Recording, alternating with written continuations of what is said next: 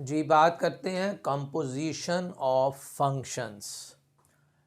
जी हमारे पास एक ऐसा फंक्शन है जो सेट x से सेट y की तरफ है और f एक ऐसा फंक्शन है जो सेट y से सेट z की तरफ आ रहा है। और composition function of g and f ये हम कैसे फाइंड करेंगे? ये हमारे पास एक नया फंक्शन होगा जो सेट x से कहाँ पे होगा? सेट z की तरफ। देखें इसकी definition, let g be a function from the set x to the set y। g is a function from the set x to the y। f be a function from the set y to set z। Then the composition of f and g is FOG। इसको denote किससे करते हैं? FOG, which is a function. ये एक नया function होगा from the set x to set z। ये set x से सेट z की तरफ होगा। It can be define as FOG of x। इस पे g ऑफ x पहले आएगा और f जो है वो बाद में। g पहले x पे अप्लाई होगा फिर f। ये डेफिनेशन है किसकी? FOG of x for all x belongs to capital X, यानी ये कैपिटल X के तमाम एलिमेंट्स के लिए। फिर एक और इसके ऊपर कंडीशन है, डोमेन ऑफ FOG ये सबसेट होगी डोमेन ऑफ G का, और range of FOG is a subset of range of F। Next आगे ये कह रहा है जी, product of the function FG and composite function FOG are different. एक होता है दो फंक्शंस का प्रोडक्ट और ये है कंपोजिशन। ये दोनों अलग अलग चीज़ें हैं, इसे आपने मिक्स नहीं करना। जैसे वो FOG ऑफ x, इसको FOG ऑफ f को ऐसे भी लिख देता है, FG भी लिख देता है, लेकिन कंपोजिशन ऑफ फंक्शन और प्रोडक्ट दोनों अलग अलग चीज़ें हैं। फिर दूसरी बात उसने कहा, in general g f of x is not equal to FG of x, यानी GOF is not equal to FOG। Composition of a function commute नहीं होती। GF ऑफ x का आंसर और F ऑफ GX का answer इसमें different आएंगे। Reason आगे लिखी है, because GF of x means that F is applied first, पहले F आएगा देन फॉलोड बाय G, और जबकि FOG ऑफ x का मतलब क्या है? G is applied first then followed by F। यहाँ पर हम एक एग्ज़ाम्पल करते हैं, इसमें हम FOG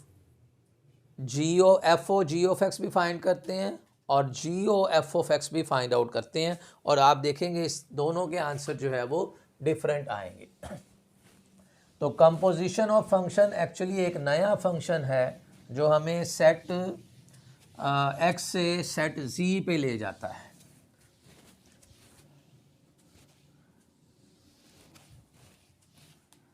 देखिए इसमें f ऑफ x हमें गिवन है, मैं मान लेता हूँ ये सेट x है, ये सेट y है, और यहाँ पर एक फंक्शन है जी लगा हुआ वो x, और फिर ये सेट z रख लेते हैं, इसके ऊपर एक फंक्शन लगा हुआ है g, और फाइंड हमने करना है GOF of x।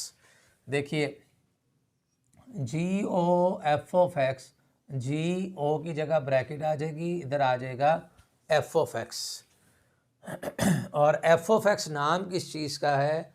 2x plus 3 का। तो यहाँ f ऑफ x की जगह हम लिखेंगे 2x प्लस 3। अब इस 2x प्लस 3 को किस में पुट करना है? हमने g में, और आप देखिए इस x की जगह पर हमने रखा है 2x प्लस 3, इस x की जगह। तो जो वैल्यू हमने लेफ़्ट हैंड साइड में रखनी है वही वाली वैल्यू हमने राइट हैंड साइड में रखनी है। यानी अगर आपने x की जगह 2x प्लस 3 लगाया है तो राइट हैंड साइड में भी x की जगह पर क्या लिख देंगे? 2x plus 3। तो ये हमें मिला है GOF ऑफ x। अच्छा, अगर हमने फाइंड करना हो FOG ऑफ x, तो F ब्रैकेट आ जाएगी, इधर आ जाएगा G ऑफ x, और G ऑफ x नाम किस चीज़ का है जी? x स्क्वायर का। अब इस x स्क्वायर को किस में पुट करना? हमने F में, आप देखिए आपने x की जगह पर क्या पुट किया, लेफ्ट हैंड साइड में एक्स स्क्वायर, तो भाई राइट हैंड साइड में भी जहाँ पर x है वहाँ क्या पुट करेंगे, एक्स स्क्वायर, यानी जो वैल्यू लेफ़्ट में आनी है वही वाली वैल्यू राइट में।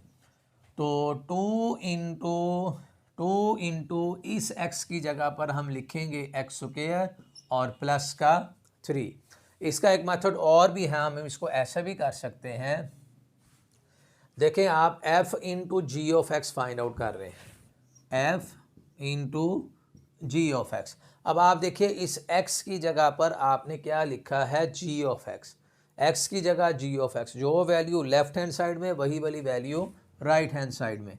2 इंटू एक्स की जगह हम क्या लिख देंगे, g ऑफ एक्स प्लस 3, और फिर आगे देखेंगे g ऑफ एक्स नाम किस चीज़ का है, एक्स स्क्वायर का, तो फिर हमारे पास आंसर किस चीज़ के बराबर आ जाएगा, 2x प्लस 3 के।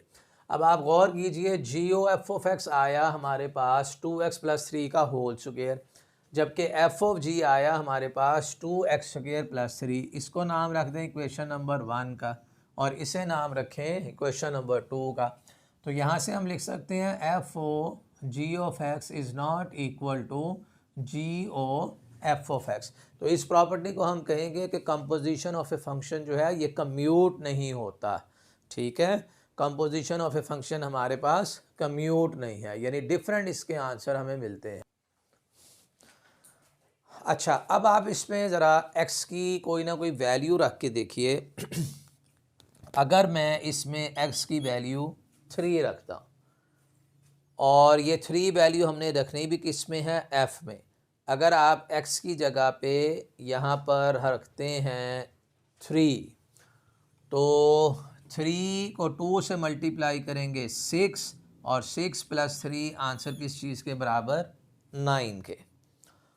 और अगर हम अब इस 9 को अगर g में पुट करें, यहाँ पे g में पुट करें, तो यहाँ आ जाएगा 9 का square which is equal to 81। तो यहाँ हम पहले सेट x से गए हैं सेट y से, और y से फिर हम चले गए हैं सेट z के अंदर, लेकिन इसी सेट का हमने कंपोजिशन फाइंड आउट किया है। हमने फाइंड किया है इसके लिए हम फाइंड करेंगे जी ओ एफ ऑफ एक्स, और आप देखें जी ओ एफ ऑफ एक्स का आंसर हमारे पास आया है 2x प्लस 3 का होल स्क्वायर। आप ज़रा ये x की वैल्यू 3 इसमें पुट करके देखिए। तो यहाँ अगर मैं x की वैल्यू 3 पुट करता हूँ प्लस 3 और इसके ऊपर स्क्वायर, 3 को 2 से किया 6 और प्लस 3 ये आ जाएगा 9 square which is equal to 81। तो इस केस में हमें पहले x से जाना पड़ता था y में, y से फिर उसकी मदद से g की मदद से हम पहुँच गए किस में, x में, लेकिन कंपोजिशन ऑफ फंक्शन की मदद से हम डायरेक्ट वैल्यू फाइंड आउट करते हैं। अगर हम यहाँ x की वैल्यू 3 रखते हैं तो हमें आंसर किस चीज़ के बराबर मिलता है, 81 के। तो ये बड़ी डिटेल के साथ हमने इसको डिस्कस किया है, कुछ प्रॉपर्टीज़ भी हमने डिस्कस की कंपोजिशन ऑफ फंक्शन की।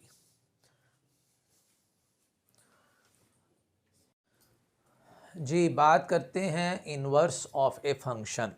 किसी भी फंक्शन का जब हमने इन्वर्स फाइंड आउट करना है तो फंक्शन का बाइजेक्टिव होना ज़रूरी है। बाइजेक्टिव का मतलब ये है कि वो फंक्शन 1 और ऑन टू लाजमी हो, जब भी हम उस फंक्शन का इन्वर्स फाइंड आउट कर सकते हैं, अदरवाइज़ किसी भी फंक्शन का हम इन्वर्स फाइंड आउट नहीं कर सकते। अब इन्वर्स होता क्या है, सबसे पहले हमें एक फंक्शन गिवन होगा कि जिसमें x की वैल्यूज़ हम यानी डोमेन की वैल्यूज़ उस फंक्शन में पुट करेंगे तो हमें किसकी वैल्यू हासिल हो जाएंगी, रेंज की। फिर हमें एक ऐसा फंक्शन तलाश करना है कि जिसमें हम रेंज वाली वैल्यूज़ पुट करें और आंसर में हमें डोमेन वाली वैल्यूज़ आ जाएं। वो जो फंक्शन होगा गिवन फंक्शन का क्या कहलाएगा, इन्वर्स कहलाएगा। आइए देखते हैं इसके एग्जांपल और डेफिनेशन भी। Let f x to y be a 1 on to function, then the function f inverse वो होगा y to x। फंक्शन कहाँ से था, x to y, जबकि उनका इन्वर्स क्या है, y to x, which associate to each element b belongs to y। जिसका काम क्या होगा इस इन्वर्स फंक्शन का, ये एसोसिएट करेगा b के हर एलिमेंट को to a unique element a belongs to x, x के एक यूनिक एलिमेंट के साथ। such that f of x is equal to y is called the inverse of the function f x to y। या इसको देखें आप ऐसे भी लिख सकते हैं, अगर x बराबर दिया गया है f इनवर्स y के, for all y belongs to y, if and only if y is equal to f of x for all x belongs to capital X। ये भी एक मैथमेटिकल फॉर्म है किसी भी फंक्शन के इन्वर्स की definition की। ठीक हो गया। अब इससे ज़रा हम एक एग्जांपल्स के ज़रिए समझते हैं कि किस तरह से inverse of a function work करता है। तो उसके लिए एक वर्किंग रूल लिखा है to find the inverse of a function. किसी भी फंक्शन का अगर इन्वर्स फाइंड करना है तो इन 3 स्टेप्स की मदद से हम उस फंक्शन का इन्वर्स देखेंगे। देखें, सबसे पहला स्टेप ये है, put y is equal to F of X. y जो भी f ऑफ एक्स है उसको हमने y का नाम रख देना है। फिर आगे आ जी इंटरचेंज x एंड y, फिर x और y की वैल्यू को इंटरचेंज कर दो, यानी यहाँ x लिख देना है और इधर f ऑफ y लिख देना है, एंड सॉल्व फॉर y। फिर y की वैल्यू फाइंड आउट करनी है और जो भी y की वैल्यू आएगी उसे हम नाम क्या रख देंगे, f इनवर्स का। जब y की वैल्यू को f इनवर्स नाम रखेंगे तो उसी चीज़ को हम क्या बोलेंगे, inverse of a function. Example के ज़रिए समझते हैं। देखिए, उसके मुताबिक पहला स्टेप ये है कि मुझे पुट कर देना है y is equal to F of X. ये मेरा है जी स्टेप नंबर 1। स्टेप 2 था इंटरचेंज करना है x और y को। ठीक है, कर देते हैं। x बराबर हो जाएगा किसके, f ऑफ y।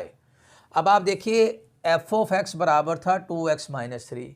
अगर मुझे f ऑफ y चाहिए तो अब मैंने x की जगह यहाँ y लिखा है, इधर भी x की जगह पे क्या आ जाएगा, y आ जाएगा। आगे उसने लिखा हुआ है सॉल्व फॉर y। अब इस इक्वेशन को हमने सॉल्व करके y की वैल्यू फाइंड करनी है।